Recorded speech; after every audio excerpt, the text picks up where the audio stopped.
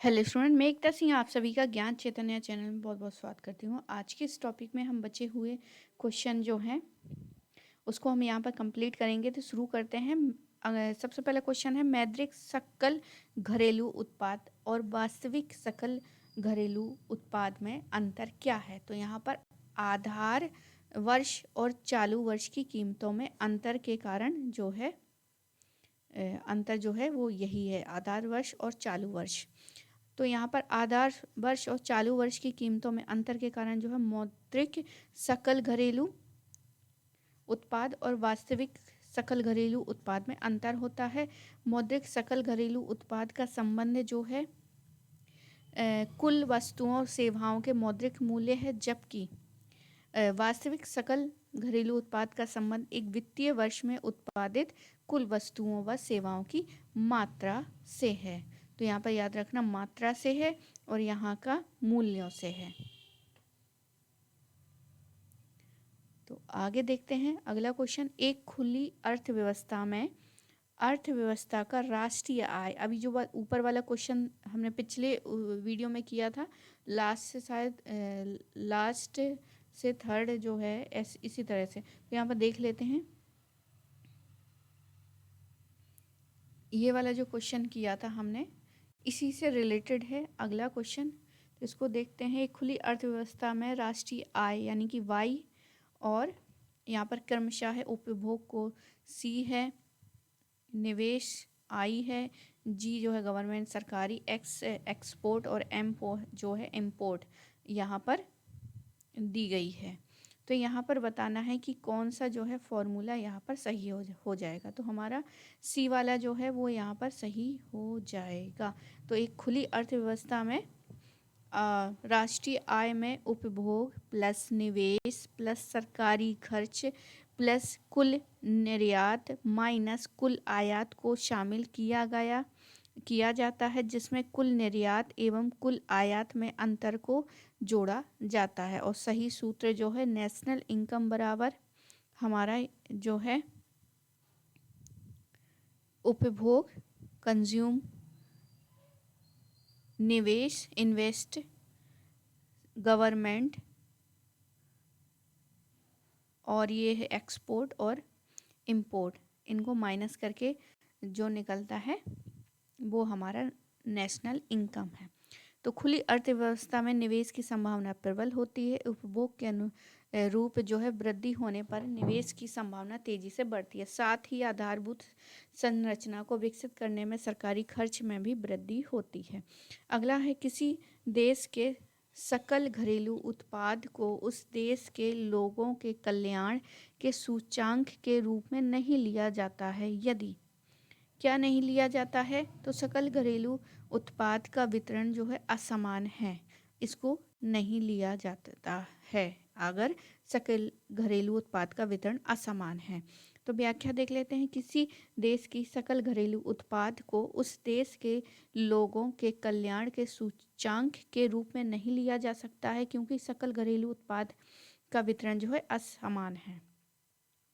उत्पादन का वितरण जो है असमान होने से तात्पर्य है कि प्रति व्यक्ति आय में कमी व गरीबी के कारण समाज के कुछ वर्गों एवं सेवाओं का उपयोग करने में सक्षम नहीं होते हैं। ऐसे में सामाजिक कल्याण की संकल्पना जो है अभिव्यक्ति नहीं की जा सकती है। अगला क्वेश्चन देखते हैं। अनेक वस्तुओं की कीमतों दो समुच्चयों में होती है। एक कीमत वो है जो उपभोक्ता वास्तव में अदा करता है। मतलब यहाँ पर मान लीजिए ये एक कोई वस्तु है, तो एक कीमत जो हम लोग जो है पे करते हैं, एक ये कीमत हो गई, ये हम उसको ले रहे हैं तो पैसा देते हैं, एक वो वाली कीमत हो गई। दूसरी कीमत क्या है? दूसरी कीमत बहुमात्रा में वस्तुओं का व्यापार होता है। बहुमात्रा में व्यापार की जाने वाली वस्तुओं यानी कि कच्चा माल अथवा अर्धनिर्मित माल का क्रय साधारण उपभोक्ता नहीं करते। इन कीमतों से बनने वाली कीमत सूचांक को क्या कहते हैं? तो थोक कीमत सूचांक कहते हैं। क्या कहते हैं? थोक कीमत सूचांक कहते हैं। तो बी ऑप्शन क्या है यहाँ पर सही हो जाएगा। व्याख्या देख लेते हैं। प्रश्न में वर्णित जो है विवरण थोक कीमत सूचकांक को निरूपित करता है। तो भारत में दो प्रकार की कीमत है। पहला उपभोक्ता द्वारा, मतलब जो हम देते हैं। अब एक तो हम मान लीजिए एक कोई भी एक वस्तु है, चाहे कपड़ा हो या फिर खाने पीने की भी कोई भी चीज़ है, तो एक व्यापारी है, व्यापारी यहाँ फैक्ट्री से खरीदेगा तो उसका मूल्य चुकाएगा, तो एक ये हो गया। फिर व्यापारी अपनी दुकान में वो सामान ले जाकर बेचेगा तो एक ये मूल्य हो गया। तो इस तरह से दो मूल्य होते हैं, एक थोक वाला और एक हम जो कीमत चुकाते हैं। इन कीमत सूचकांकों से वस्तुओं की कीमत के उतार चढ़ाव को समझा जाता है। थोक कीमत सूचकांक उन वस्तुओं का कीमत सूचकांक है जो सीधे उपभोक्ता तक नहीं पहुंच पाती है। आगे देखते हैं उपभोक्ता सूचकांक सीपीआई। सीपीआई के संदर्भ में कथन पर विचार करना है। सबसे पहला, यह उन वस्तुओं पर दी गई टोकरी यानी बास्केट जिनका क्रय प्रतिनिधि उपभोक्ता करते हैं का कीमत सूचकांक है। दूसरा है, इस सूचकांक की गणना आधार वर्ष तथा चालू वर्ष के आधार पर की जाती है। तो दोनों ही चीज़ें यहाँ पर सही हैं। आगे है व्याख्या देख लेते हैं। उपभोक्ता कीमत सूचकांक के संदर्भ में दिए गए दोनों कथन जो है सत्य। अर्थव्यवस्था में कीमतों के परिवर्तन की माप के लिए उपभोक्ता कीमत सूचकांक यानी सीपीआई कंज्यूमर प्राइस इंडेक्स का प्रयोग किया जाता है। इसमें वस्तुओं की खुदरा कीमत को ध्यान में रखा जाता है जो उपभोक्ता वास्तव में अदा करते हैं। तो उपभोक्ता कीमत सूचकांक को नापने का आधार वर्ष, चालू वर्ष में क्रय विक्रय लागत की गणना की जाती है। अगला है, किसी अर्थव्यवस्था में निम्नलिखित में से कौन सा तत्व जो है निवेश को नकारात्मक रूप से प्रभावित नहीं करता है। तो नहीं करता है, कौन नहीं करता है? ब्याज दर में वृद्धि। ब्याज दर में वृद्धि ये जो है नकारात्मक रूप से प्रभावित नहीं करता है। व्याख्या देखते हैं। किसी अर्थव्यवस्था में ब्याज दर में वृद्धि निवेश को नकारात्मक रूप से प्रभावित नहीं करती है। निवेश की प्रक्रिया मांग एवं पूर्ति द्वारा प्रत्यक्ष रूप से प्रभावित करती है। अर्थव्यवस्था की ये दोनों गतिविधियां सकारात्मक रूप से निवेश को प्रभावित करती हैं। कोई भी उद्यमी निवेश को तभी महत्व देता है जब मांग की स्थिति बाजार में स्थिर रहे। मांग के बने रहने पर ब्याज दर में वृद्धि होने के पश्चात भी निवेश को नकारात्मक रूप से प्रभावित नहीं करता है। आगे देखते हैं निम्नलिखित में से कौन सा किसी अर्थव्यवस्था की समग्र मांग के घटक नहीं है। तो जो नहीं है वो क्या है? शुद्ध आयात। शुद्ध आयात जो है वो यहाँ पर नहीं है। तो शुद्ध आयात किसी अर्थव्यवस्था की समग्र मांग का घटक नहीं है किसी अर्थव्यवस्था में। अब यहाँ पर क्या है? आयात मतलब जो सामान भारत में आया है उसको आयात बोलते हैं। तो शुद्ध आयात किसी अर्थव्यवस्था की समग्र मांग का घटक नहीं है।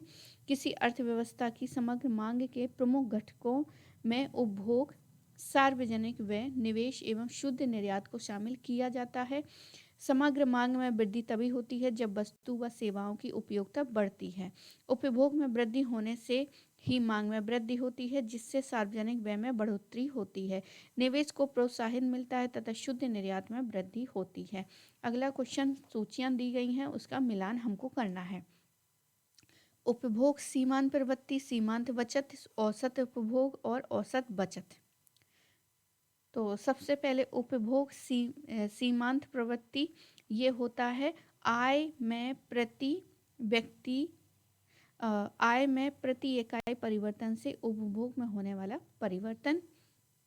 सीमांत बचत क्या है? तो ये आय में प्रति इकाई परिवर्तन से होने वाला बचत में होने वाला परिवर्तन। औसत उपभोग प्रवृत्ति क्या है? प्रति आय इकाई उपभोग। और औसत बचत प्रवृत्ति क्या हो जाएगी हमारी? प्रति आय इकाई बचत। तो इस हिसाब से बी ऑप्शन यहाँ पर सम्मिलित है। आगे देखते हैं निवेश गुणांक के संदर्भ में निम्नलिखित कथनों में से कौन सा असत्य है। सबसे पहले, निवेश व्यय में परिवर्तन पूंजी के स्तर को परिवर्तन द्वारा उत्पादन और रोजगार को प्रभावित करता है। दूसरा है, स्थिर व्यवसायिक पूंजी में बढ़ने पर रोजगार और उत्पादन क्षमता में वृद्धि होती है। यह निवेश परिवर्तन के प्रभाव को उत्पादन स्तर पर बहुगुणित कर देता है। इसके द्वारा उत्पादन में होने वाले परिवर्तन को ज्ञात नहीं किया जा सकता। तो डी ऑप्शन जो है यहाँ पर सही हो जाएगा। तो निवेश गुणांक जो है के संदर्भ में असत्य है, क्योंकि निवेश गुणांक द्वारा उत्पादन में होने वाले परिवर्तन को ज्ञात किया जा सकता है। यहाँ पर क्या है, निवेश आय का वह भाग जो वास्तविक पूंजी निर्माण के लिए खर्च किया जाता है। निवेश में वृद्धि होने के कारण कुल मांग में ही नहीं अपितु कुल पूर्ति में भी वृद्धि होती है। निवेश व्यय में परिवर्तन पूंजी के स्तर में परिवर्तन द्वारा उत्पादन और रोजगार को प्रभावित करता है। स्थिर व्यवसायिक पूंजी के बढ़ने पर रोजगार और उत्पादन में वृद्धि होती है और ये निवेश परिवर्तन में प्रभाव को उत्पादन और स्तर को बहुगुणित कर देता है। तो आई होप आपको ये वीडियो पसंद आया होगा। पसंद आया तो प्लीज़ लाइक करें, शेयर करें, सब्सक्राइब करें। मिलते हैं अगले वीडियो में।